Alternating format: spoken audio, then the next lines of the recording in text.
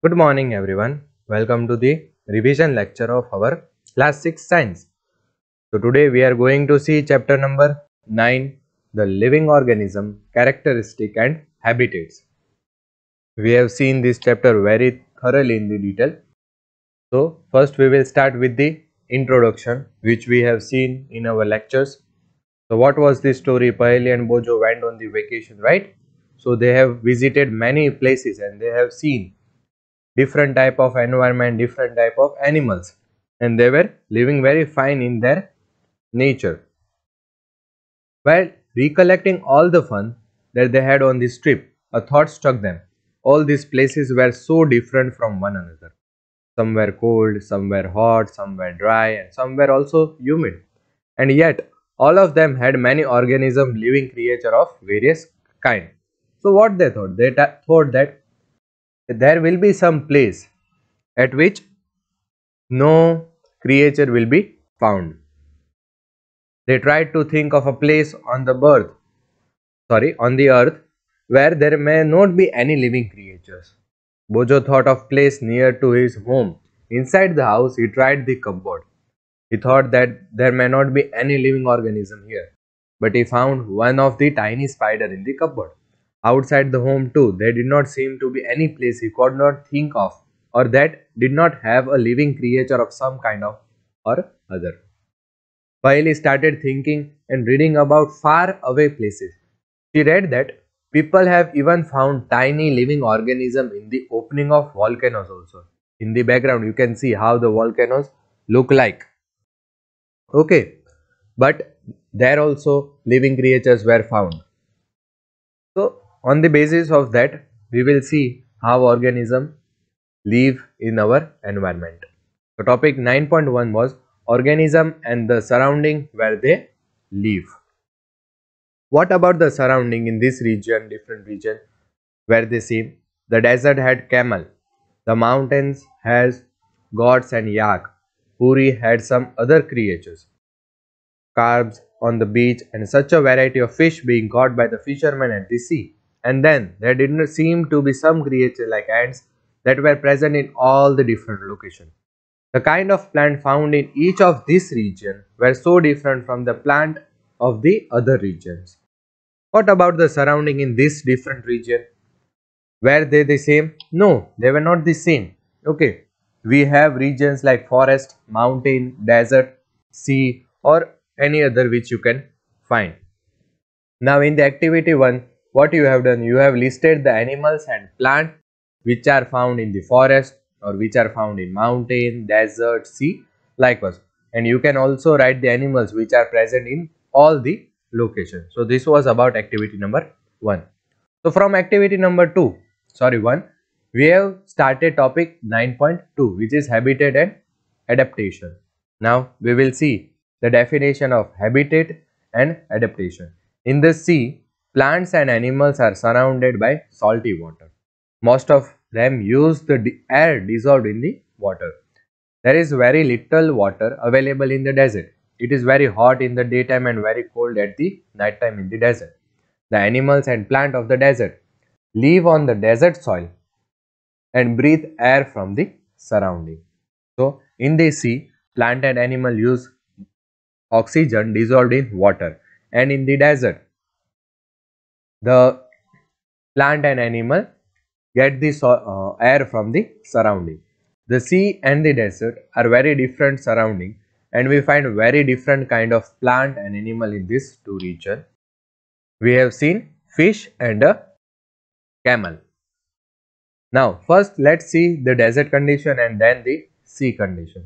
The body structure of a camel helps it to survive in the desert. Camels have long legs which help to keep their body away from the heat of the sand. They excrete small amount of urine, their dung is dry and they do not sweat. Since camel loses very little water from the body, they can live for many days without water. Vice versa. For the fish, let us look at different kind of fish. There are so many kind of fish, but do you see that they all have something common about their shape? That is streamlined body. All the ones shows here have the streamlined shape that we have discussed in chapter number 8. pointed body, right? We have seen boat like structure. This shape helps them to move inside the water. Fish have slippery scales on their body. These scales protect the fish and also help in easy movement through water. We discussed in chapter number 8 that fish have flat fins and tails that help them to change the direction and keep their body balance in the water. Gills present in the fish help them to take oxygen dissolved in the water. So both the animal structure are such that camel can live in the desert and the fish can live in the sea. We see that the feature of the fish help it to live inside the water and the features of a camel help it to survive in the desert. In all the varieties of organisms, we will find that they have certain features that help them live in the surrounding in which they are normally found. The presence of specific features or certain habits which enable an organism to live naturally in a place is called adaptation. So here we have the definition of adaptation which can be asked in the exam. The presence of specific features or certain habits which enables an organism to live naturally in a place is called adaptation. Adaptation of organism differs depending on the place of dwelling. What is dwelling?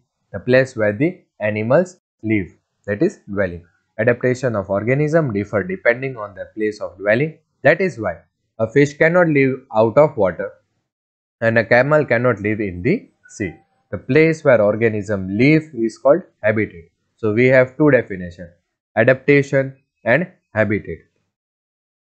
Now we have seen terrestrial habitats, aquatic habitats. Okay, terrestrial which are on the land, aquatic which are in the water. Okay. Terrestrial habitat we have forest, grassland, desert, coastal and mountain region. In aquatic we have lakes, river, ocean. Okay. Then we have extra arboreal habitat which lives on the tree. Organism that lives on the tree like monkey and squirrels are arboreal organism. Birds have aerial habitat as they use the sky or air for their activity. Some of the animals like frog and toad live both on the land and in water. They are called amphibians and the habitat is called amphibians habitat. Now component of habitat. There are two components, biotic, abiotic. The organism, both plant and animal, live in a habitat are its biotic component. The non-living things such as rocks, soil, air and water in the habitat constitute its abiotic component. Okay, in biotic we have two, plants and animals. In abiotic we have soil, rock, air, water, light and temperature. We have seen the activity which you can see by your own self. Then we have seen adaptation in desert plant. We have seen how the cactus survive in the desert. They have very large stem which can hold good amount of water. The leaves are in the form of spines. So they evaporate less water. Then the roots are very long in the soil which can retain more water for the longer time. We have seen the activity number 3. Then we have seen the mountain region in which plants and animals were there. Most mountain plants grow close to the ground to avoid being uprooted by strong and frequent winds. The trees are normally cone shaped with sloping branch. Leaves of some plants are needle shaped. Here you can see plants are of pointed shape, of triangle shape, so they are not able to uprooted by the winds. Then we can see the surviving nature of yak and polar bear. Yak have horns, thick coat and hooves, and polar bear has padded feet and white fur which help them to survive in the mountain region where snow is there. Then we have grassland in which we have seen lion and deer and how the structure of the lion is there and the deer is there and how they survive in the grassland. Then we were having adaptation in aquatic habitats. So there were two types, mainly freshwater and saline water habitats. In saline water habitat, As the name indicates, water is salty. We have seen dolphin and whales. Then we have seen ponds and lakes, which are freshwater habitats. Water plants may either be completely submerged in the water like hydrilla or floating on the surface of water like lily, lotus, water, right? Following adaptation are noticed in the roots, stems and leaves of the water plant. Roots are very much reduced as water is available in the plenty. The main function of the root is to hold the plant in the place. Stems are long, hollow and thin so that they cannot bend along with the water movement. Leaves vary in the submerged and floating plant. In submerged plant, leaves are narrow, thin and ribbon-like. They can bend and move easily in the flowing water without being torn apart. In floating plants like lily leaves are large and circular. A waxy coating is present also on the leaves that prevents them from the decay. We have seen animals in which fish have the streamlined body and has fins are on the body. Gills are present which help the fish to breathe under water.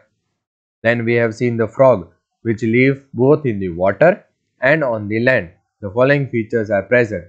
Webbed feet to help them swimming. Here you can see how the webbed feet look like. Lungs for the respiration on land and moist skin respiration in the water for strong hinged leg to help in leaping and catching the prey. So here we end our the revision. Thank you.